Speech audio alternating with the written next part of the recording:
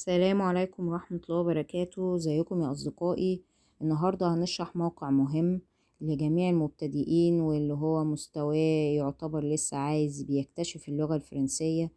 هو موقع اسمه e-learningfrench.com. e-learningfrench.com من المواقع البسيطة اللي بتسهل على متعلم اللغة الفرنسية انه يبتدي فيها بكل سهولة ويسر، بدون تعقيد، بدون خوف، بدون اي مشكلات تقابله. فبيسر عليه فهم اللغة الفرنسية، على الأقل بيديله المبادئ اللي يبتدي يدخل بيها ويبتدي يكتشف اللغة الفرنسية ويتعلمها. طيب، هنا قدامنا زي قاموس، والموقع ده كلغة باللغة الإنجليزية والفرنسية. طيب، تعالوا نشرح بسرعة الموقع دون. أول حاجة بيتكلم عن نطق الفرنسية، اللغة الفرنسية. بيتكلم عن كورسات في ليفل 1، في دروس ليسون 1 وليسون 2 وليسون 3 بنقدر نضغط عليهم بيفتح لنا دروس. في حاجة اسمها بيزك فرنش كورس 2، برضو مجموعة دروس، وكل درس وراه تيست يور سيلف، يعني اختبر نفسك ان انت تقدر فهمت الدرس ده فهتقدر تحل الأسئلة اللي وراه. ودي زي يعتبر ديكشنري فرنش انجليش، الكلمة الفرنسية وقصادها الشرح بالانجليش. فطبعا ده يعني حاجة ممتازة جدا. أرجو حضراتكم إن انتوا تفتحوا الموقع، لأن الصورة ممكن يعني ما توضحش قوي، لكن الموقع ممتاز جدا، وأرجو إن انتوا تجربوه. اللي حابب يتعلم لغة فرنسية مبتدئ لسه، فيبتدي إن هو يخش على الموقع ويدخل. فطبعا بدأنا نكبر اللغة الخط شوية. ده شكل الموقع. طبعا مجموعة دروس وعليها اختبارات، وفي الكلمات الجديدة بيكون معناها بالإنجليش. طيب، برضو بيقدم الموقع اللي هو e-learning French، بيقدم vocabulary، كلمات وديالوج، محادثات وكلمات مفيدة، وطبعا بكلمات جديدة new vocab. وطبعا بيشرح جرامر 1 اللي هي الأدوات، اللي هي الحروف وال زي اللي هو الجرامر اللي هو البسيط قوي، اللي بيشرح الألف واللام، واللي هو الجرامر البسيط قوي في الفرنش. بيقدم لك برضو شرح الفاعل وضمائر الفاعل.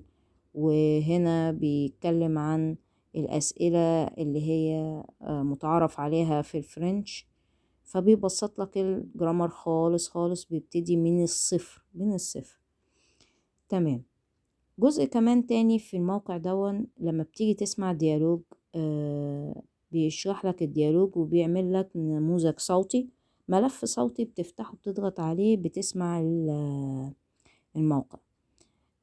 طبعا الكلام اللي تحتنا ده ديالوج، وجايب لنا كاركتر، وجايب لنا المحادثة بالفرنساوي والمحادثة بالإنجليش، والترجمة بتاعتها بالإنجليش. ودي حاجة كويسة جدا عشان اللي ثقافته فرنساوي يقدر يترجم بسرعة الإنجليزي أو من الإنجليزي والعكس. تمام. طيب، هنا الموقع بيقدم برضو هنا اللي هو حاجة اسمها سلانج، فرنش سلانج، يعني اللغة العامية بتاعت اللغة الفرنسية. يعني لغة الشارع، أو اللغة اللي الناس بتتكلم بيها عادي، العامية. زي برضو السلانج انجليش، برضو اللغة الإنجليزية ليها سلانج اللي هي اللغة العامية لأي لغة. تمام. هو هنا برضو شرحها بالإنجليش برضو، اللي هو الاكسبريشن بتاعه، اللي هو التعبير، وقصاده بالفرنساوي وقصاده بالإنجليزي. تمام. طيب، هنا برضو في حاجة اسمها English French Dictionary. ده في قاموس بيشرح الكلمة بالفرنساوي وقصادها الشرح بالإنجليزي. ودي حاجة كويسة جدا، لأن أي كلمة جديدة لازم انت تكون مطلع عليها. ناس كتير قوي ما بتهتمش بالقاموس، بس القاموس مفيد جدا لأي كلمة انت محتاجها.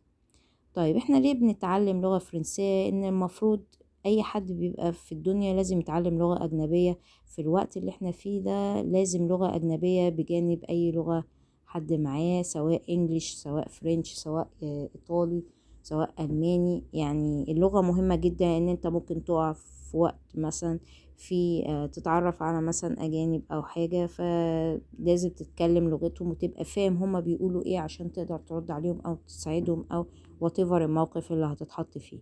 فتعلم اللغة يا جماعة بيفتح موضوعات، وبيفتح طرق كتير قوي، وبيفتح مجالات كتير قوي للعلم، وكمان بينشط المخ. يعني تعلم اللغة مش حاجة عادية، لا دي حاجة منمية ومطورة للمخ.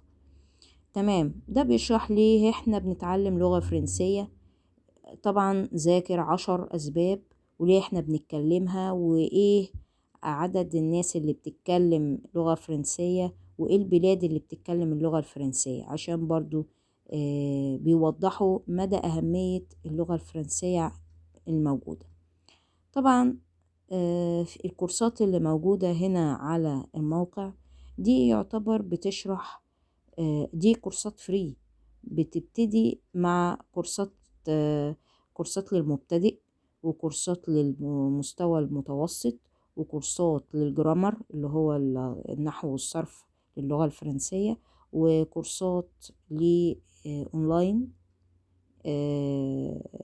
وكورسات للغة العامية للغة الفرنسية، والايدمز اونلاين اللي هو المصطلحات. كده يعني أكون شرحت موقع www.elearningfrench.com بصورة سريعة. الموقع ده ممتاز جدا، وبرشحه للمبتدئين اللي هم لسه بيتعلموا لغة فرنسية، وأرجو أن أنا أكون فدتكم في وقت قصير وشرح مختصر للموقع. والسلام عليكم ورحمة الله وبركاته. ما تنسوناش في الاشتراك في القناة، وأي موضوعات جديدة انتوا حابين ان احنا نناقشها، أو أي موقع جديد عايزين تعرفوا مميزاته أو ازاي التعامل عليه. بشكركم وبشكر استماعكم للموضوع، والسلام عليكم ورحمة الله وبركاته.